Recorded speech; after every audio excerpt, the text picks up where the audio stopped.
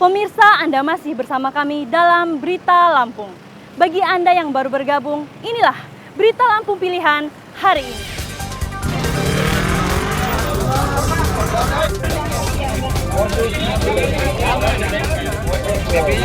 Seorang pencuri ponsel di warung kelontong di Gemiling, Bandar Lampung dihakimi massa.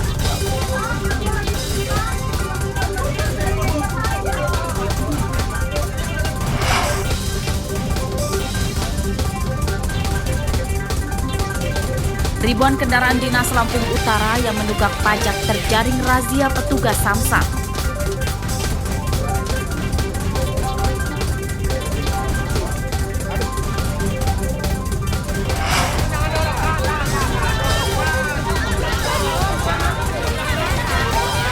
Ratusan warga rebutan pembagian beras gratis di depan Pasar Natal Lampung Selatan.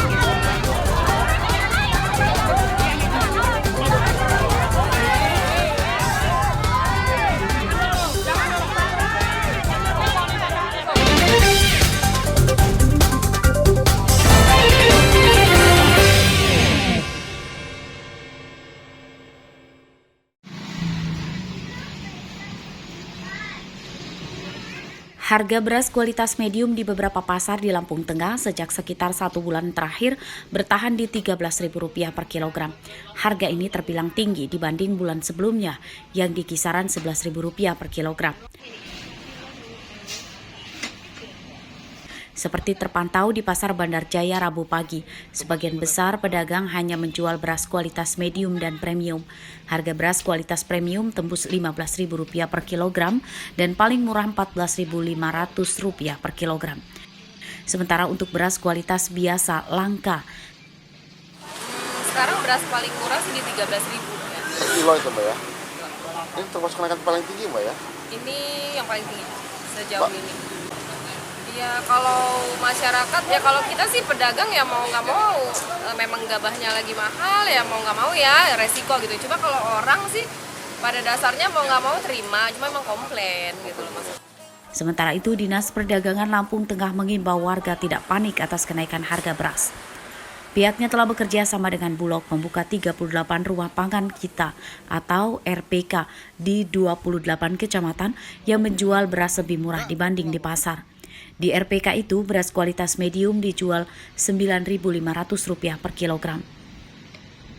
Karena kita berkoordinasi dengan Bulog bersama dengan Dinas Ketahanan Pangan Kabupaten Lampung Tengah, kita mengkonfirmasi ulang bahwasanya kan kita punya RPK, rumah pangan kita yang menjual beras dengan dari Bulog dengan kualitas medium dan harga headnya sesuai dengan Bulog. Jadi untuk warga masyarakat nanti dihimbau untuk beras ini agar untuk membelinya di RPK yang dimaksud. Menurut Dinas Perdagangan Lampung Tengah, kenaikan harga beras yang bertepatan dengan musim kemarau ini ada beberapa faktor penyebabnya. Selain banyak petani gagal panen, penyebab lain karena banyak petani yang menjual gabah ke perusahaan asing karena harganya lebih mahal dibanding dijual ke tengkulak lokal. Ari Susanto melaporkan dari Lampung Tengah.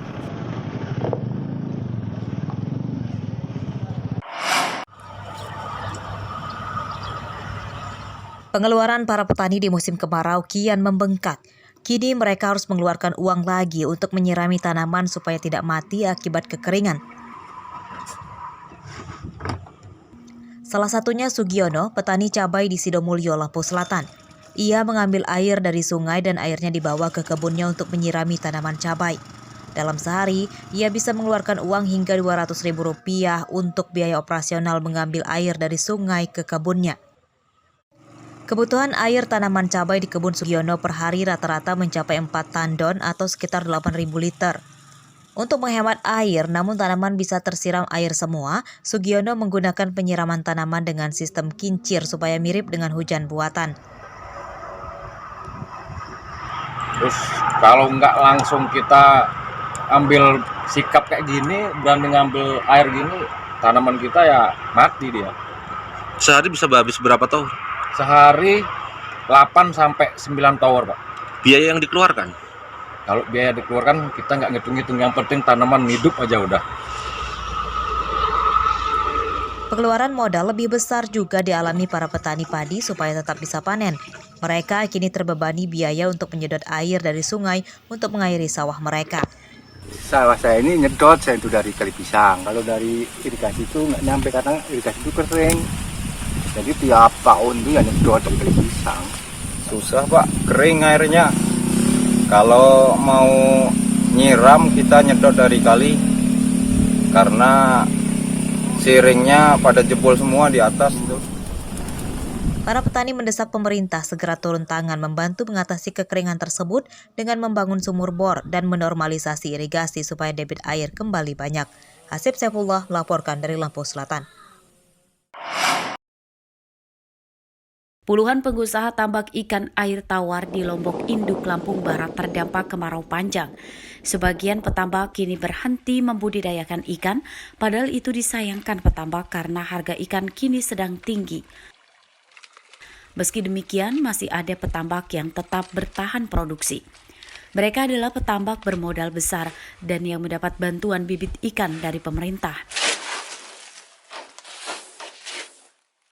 Mereka kini terbebani dengan kenaikan harga bibit ikan nila yang semula Rp38.000, kini jadi Rp45.000 per kilogram. Selama kemarau, para petambak hanya membudidayakan ikan nila saja karena dianggap pemeliharaannya lebih mudah dan pasarnya tetap stabil. Semenjak dari yang dikasih bantuan sama pemerintah pusat kemarin, sudah ada kalau 3-4 kali. Harganya biasanya paling rendah 38 biasanya. Mentok-mentok 45 paling tinggi. Per kilo. Ya, mudah-mudahan dapat dipikirkan pemerintah Pekon lagi lah seperti ini gitu. Ya kalau sekarang karena dampak El Nino ini ya luar biasa dampaknya. Banyak petani yang gulung tikar, ya yang tadinya dia ekonominya bisa lumayan cukup lah. Tapi setelah adanya dampak ini El Nino ini ya agak susah gitu. Yes. Berdasarkan data Pamong Desa Lombok Induk, bantuan bagi petambak ikan terbanyak pada 2021 lalu yang mendapat 1,8 ton induk ikan. Saat itu masing-masing petambak mendapat 120 kg induk ikan. Rosandi melaporkan dari Lampung Barat.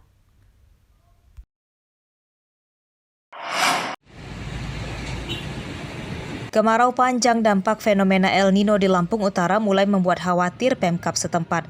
Sudah lebih dari 3 bulan, daerah ini tidak ada hujan dan kini kekeringan pun kian parah.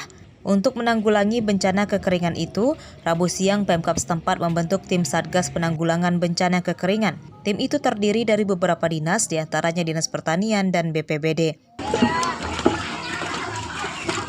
Sebagai upaya mengatasi krisis air bersih, Pemkab meningkatkan pendistribusian bantuan air bersih ke permukiman. Sementara itu, di sektor pertanian diklaim banyak petani padi dan singkong yang gagal panen terdampak kemarau. Namun, Pemkab mengimbau warga tidak panik karena stok beras di Lampung Utara tercukupi hingga akhir tahun ini. Pada semester pertama tahun ini, produksi gabah di Lampung Utara mencapai 6.000 ton.